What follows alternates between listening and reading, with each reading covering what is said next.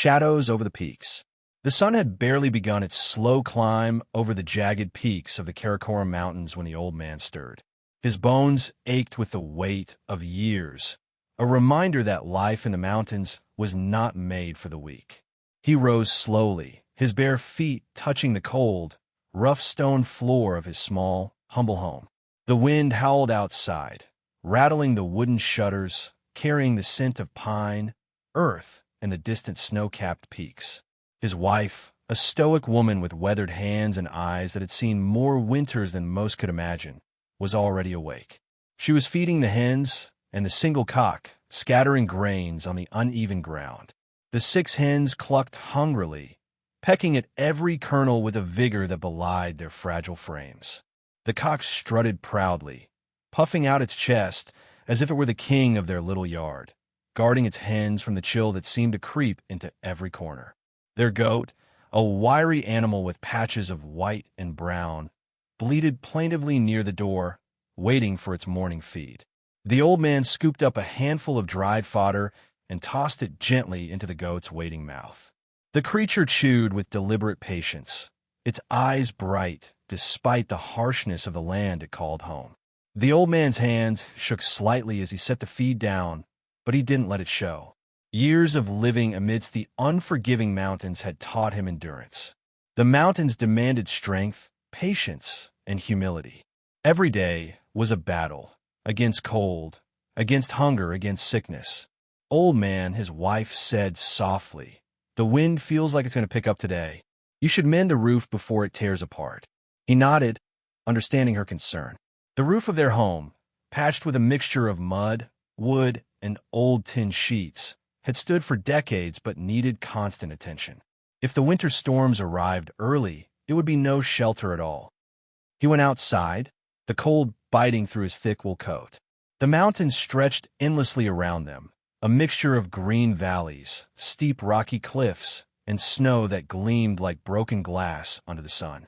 Life here was tough, but it was all he had ever known. The old man worked quietly, hammering and adjusting, using every ounce of his energy to make the roof withstand the coming storms. His wife watched him, worry etched on her face, but she knew better than to interrupt. There were no shortcuts in the mountains, and no one to help them. Only themselves and the stubborn will to survive. After the roof was patched, he looked over the land. Their small garden, a patch of stubborn soil clinging to the slope, had yielded some vegetables despite the thin air and poor soil. He smiled faintly. The tomatoes were small, the cabbages crooked, but they were enough. The goat would have some leaves, and they would have enough to eat for the next few days. By mid-morning, the old man and his wife had finished their work outside. They took a brief moment to sit in silence, looking out at the mountains that surrounded them like silent, unforgiving sentinels. Their lives were simple, harsh, and often lonely, but they were alive. And that was something to be grateful for, even in these hard times. The rooster crowed loudly, breaking the silence. The hens clucked back, and the goat bleated, creating a symphony of life in the otherwise still mountains. The old man's wife laughed softly, a rare sound that warmed the cold air. "Come," she said, "let's milk the goat before it gets too late." They went inside, and he took the goat into the small wooden stall. His hands, though worn and stiff, were careful and skilled. In a few moments, they had a small bucket of milk. It was not much, but it would sustain them through the morning. They shared a simple breakfast, a few sips of warm milk, some stale bread, and a handful of dried fruits they had saved. It was not much, but it was nourishment born from struggle, sweat, and patience. After breakfast, the old man went out to gather firewood while his wife tended to the hens and collected fresh eggs. The cock strutted proudly nearby, ever vigilant. Each egg was precious, a symbol of life and sustenance in a world where food was scarce and survival was never guaranteed. As the day wore on, the wind picked up, carrying snow from the peaks down into the valley. The temperature dropped quickly. The old man worked faster, knowing the storm could arrive any moment. He stacked firewood meticulously, ensuring they had enough to keep warm through the night. The goat huddled in the stall, and the hens nestled close to each other, their feathers ruffled against the cold. The old man's wife lit the hearth inside their home. The small flame crackled, sending warm light into the room and driving away the chill. They sat close, sharing a quiet moment of reprieve from the harshness outside. Life in the mountains was relentless. A simple illness could become a deadly threat. A misstep on a steep path could mean a fall with no one to help. Yet they endured. They had learned to read the weather, to tend to animals and plants with care, and to survive on the bare minimum. Their resilience was their wealth, their community the mountains themselves. That night, as snow began to fall lightly, they huddled together, the old man stroking the goat's coarse fur and the hens nestled close to the fire.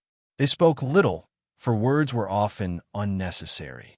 Their lives were measured in small victories: the patching of a roof, a full bucket of milk, a safe return from gathering firewood. The mountains roared outside, but inside there was warmth and life. The old man looked at his wife, whose face glowed in the firelight. He thought of the years they had spent together, enduring hardships, raising a family, and tending to their small flock. Their life was not easy, but it was theirs carved out of rock and snow, resilience and care. As he drifted to sleep, he whispered a quiet prayer to the mountains. They were his guardians and his jailers, his friends and his enemies. But he would endure, and so would they, his wife, the goat, the hens, and the cock. They were a family forged in hardship, their hearts as steadfast as the peaks surrounding them. The snow fell heavier as night deepened. The wind howled and shook the small home, but inside, life persisted. The old man dreamed of spring, when the snow would melt and the valley would bloom again. He dreamed of fresh green grass for the goat, of new eggs from the hens, of the warmth of the sun on their faces. In the mountains, life was tough, unforgiving, and often lonely.